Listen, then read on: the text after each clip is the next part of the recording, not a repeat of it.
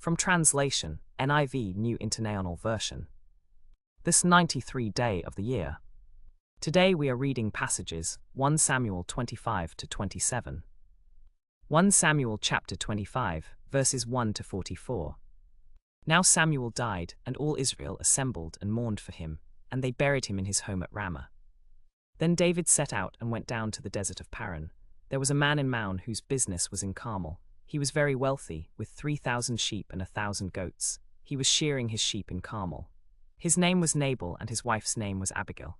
She was an intelligent and beautiful woman, but her husband, a Calebite, was surly and mean in his dealings. While David was in the wilderness, he heard that Nabal was shearing his sheep.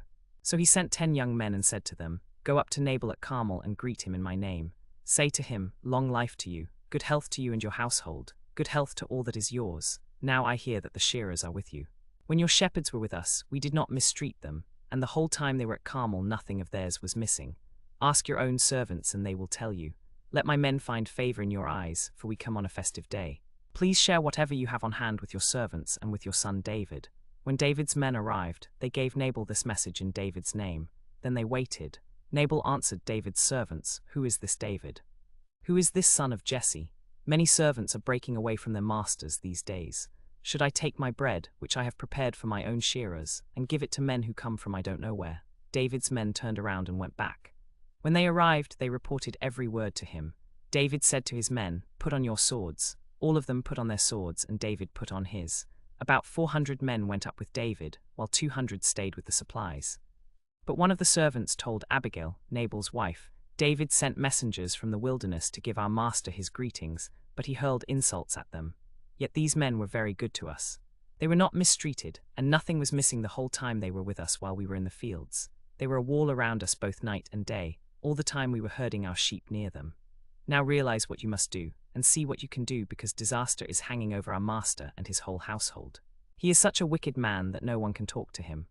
Abigail lost no time. She took 200 loaves of bread, 2 skins of wine, 5 dressed sheep, 5 seahs of roasted grain, 100 cakes of raisins and 200 cakes of pressed figs, and loaded them on donkeys.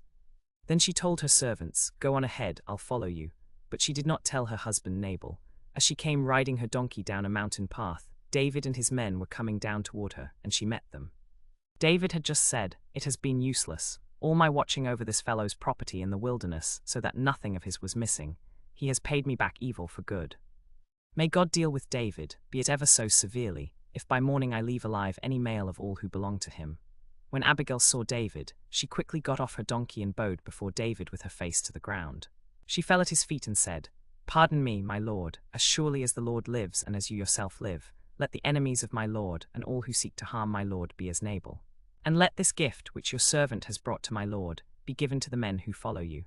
Please forgive your servant's offense, for the Lord will certainly make a lasting dynasty for my lord, because my lord fights the battles of the Lord and has no wrong in you all your days. Even though someone is pursuing you to take your life, the life of my lord will be bound securely in the bundle of the living by the Lord your God, but the lives of your enemies he will hurl away as from the sling. When the Lord has fulfilled for my lord every good thing he promised concerning him, and has appointed him as ruler over Israel, my lord will not have on his conscience the staggering burden of needless bloodshed, or of having avenged himself. And when the Lord has brought my lord success, remember your servant." Abigail said to David, "My lord, as surely as the Lord lives and as you yourself live, since the Lord has restrained you from bloodshed and from taking vengeance into your own hands, may your enemies and all who intend to harm my lord be like Nabal. When the Lord has brought about all the good things he promised concerning my lord, and has appointed him ruler over Israel, my lord will not have on his conscience the staggering burden of needless bloodshed, or of having avenged himself. And when the Lord has brought my lord success, remember your servant." David said to Abigail, "Praise be to the Lord, the God of Israel, who has sent you today to meet me. May you be blessed for your good judgment, and for keeping me from bloodshed this day, and from avenging myself with my own hands. Otherwise, as surely as the Lord, the God of Israel, lives, who has kept me from harming you, if you had not come quickly to meet me, not one male belonging to Nabal would have been left alive by daybreak." David accepted from her hand what she had brought him and said, "Go home in peace. I have heard your words and granted your request." When Abigail went back to Nabal, he was in his house holding a banquet like that of a king. He was in high spirits and very drunk. So she told him nothing at all until daybreak the next morning. Then in the morning, when Nabal was sober, his wife told him all these things, and his heart failed him and he became like a stone. About 10 days later, the Lord struck Nabal and he died. When David heard that Nabal was dead, he said, "Praise be to the Lord, who has upheld my cause against Nabal for treating me with contempt. The Lord has kept his servant from doing wrong, and has brought Nabal's wrongdoing back on his own head." Then David sent word to Abigail, asking her to become his wife. His servants went to Carmel and said to Abigail, "David has sent us to you to take you to become his wife." She bowed down with her face to the ground and said, "Here is your servant, ready to serve you and wash the feet of my Lord's servants." Abigail quickly got ready, and with 5 of her female servants, rode on a donkey and went with David's messengers as she followed them. She became his wife. David had also taken Ahinoam of Jezreel, and they both became his wives. But Saul had given his daughter Michal, David's wife, to Paltiel son of Laish, who was from Galim. 1 Samuel chapter 26, verses 1 to 25. The Ziphites went to Saul at Gibea and said, "Is not David hiding on the hill of Hachilah, which faces Jeshimon?" So Saul went down to the desert of Ziph, with his 3,000 chosen men of Israel, to search there for David. Saul made his camp on the hill of Hachilah, facing the valley, but David stayed in the wilderness. When he saw that Saul had followed him there, he sent out scouts and learned that Saul had indeed arrived. Then David set out and went to the place where Saul had camped. He saw the place where Saul and Abner son of Ner, the commander of his army, had spread out. Saul was lying inside the camp, with the army encamped around him. David then asked Ahimelech the Hittite and Abishai son of Zeruiah, Joab's brother, "Who will go down into the camp with me to Saul?" "I'll go with you," Abishai said. So David and Abishai went to the army by night, and there was Saul, lying asleep inside the camp, with his spear stuck in the ground near his head. Abner and the soldiers were lying around him. Abishai said to David, "Today God has delivered your enemy into your hands. Now let me pin him to the ground with one thrust of my spear. I won't strike him twice." But David said to Abishai, "Don't destroy him. Who can lay a hand on the Lord's anointed and be guiltless? As surely as the Lord lives," he said, "the Lord himself will strike him. Either his time will come and he will die, or he will go into battle and perish. But the Lord forbid that I should lay a hand on the Lord's anointed. Now get the spear and water jug that are near his head, and let's go." So David took the spear and water jug near Saul's head, and they left. No one saw or knew about it, nor did anyone wake up. They were all sleeping, because the Lord had put them into a deep sleep. Then David crossed over to the other side, and stood on top of the hill some distance away. There was a wide space between them. He called out to the army and to Abner son of Ner, "Abner, would you not answer me?" Abner replied, "Who are you who calls to the king?" David said to Abner, "Aren't you a man? Who is like you in Israel? Why didn't you guard your lord the king? Someone came to destroy your lord the king. What you have done is not good. As surely as the Lord lives, you and your men deserve to die, because you did not guard your master, the Lord's anointed. Look around you, where are the king's spear and the water jug that were near his head?" Saul recognized David's voice and said, "Is that your voice, David my son?" David said, "It is my voice, my king. It is you I am speaking to." And he added, "Why is my Lord pursuing his servant? What have I done, and what wrong am I guilty of? Now let the Lord be our judge and decide between us.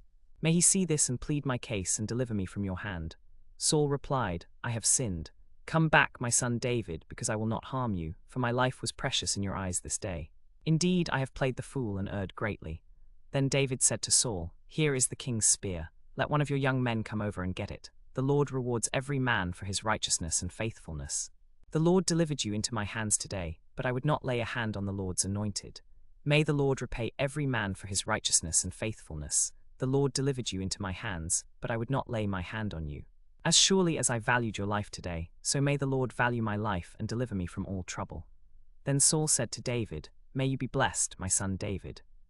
You will do great things and surely triumph." So David went on his way, and Saul returned home. 1 Samuel chapter 27, verses 1 to 12. But David thought to himself, "One of these days I will be destroyed by the hand of Saul. The best thing I can do is to escape to the land of the Philistines. Then Saul will give up searching for me anywhere in Israel, and I will slip out of his hand." So David and the 600 men with him left and went over to Achish son of Maoch, the king of Gath. David and his men settled in Gath with Achish. Each man had his family with him, and David had his 2 wives, Ahinoam of Jezreel and Abigail of Carmel, Nabal's widow. When Saul was told that David had fled to Gath, he no longer searched for him. Then David said to Achish, "If I have found favor in your eyes, let a place be assigned to me in one of the country towns, that I may live there. Why should your servant live in the royal city with you?" So on that day Achish gave him Ziklag, and it has belonged to the kings of Judah ever since. David lived in Philistine territory a year and 4 months. Now David and his men went up and raided the Geshurites, the Girzites and the Amalekites. From ancient times these peoples had lived in the land extending to Shur in Egypt. Whenever David attacked an area, he did not leave a man or woman alive, but took sheep and cattle, donkeys and camels and clothes.